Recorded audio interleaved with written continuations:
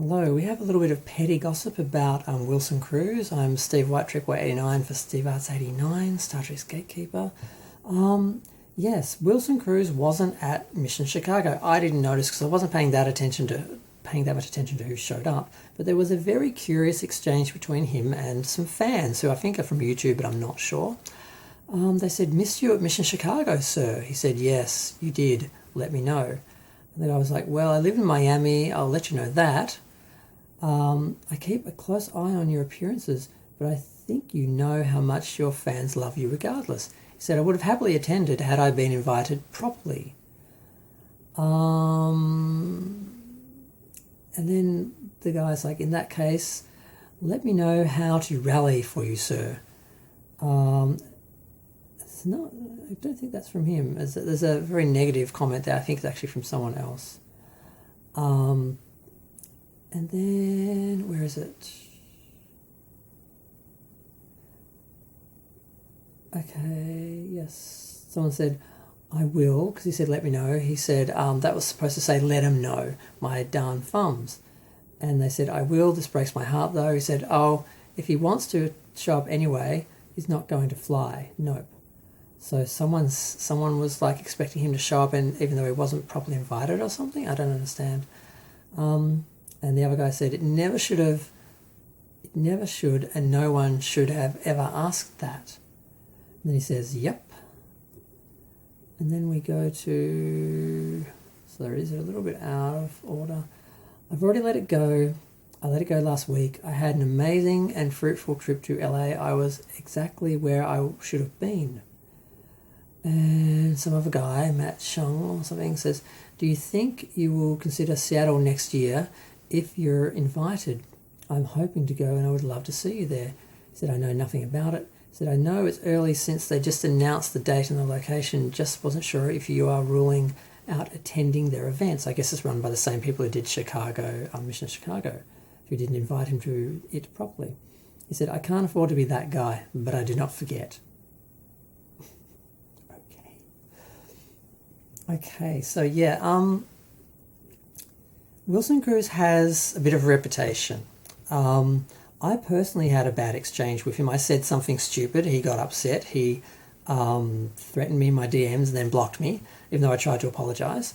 And he has a reputation for being very aggressive with fans and being very rude. But I think I said before, I did this video already, and I'm doing it again, so I don't know if I said this in the other video or a minute ago. But yeah, it has a reputation. And sometimes even if you're nice to people, if they see you being rude to other people, they will still hold that against you. So even though he's nice to some fans, and he may look at some fans as being, trolls, because there's probably a lot of Star Trek haters that troll him a lot, and he treats them very poorly because he thinks very poorly of them. But when you see someone treating other people like that, even if they are trolls or not the nicest people, it does sort of make you look bad.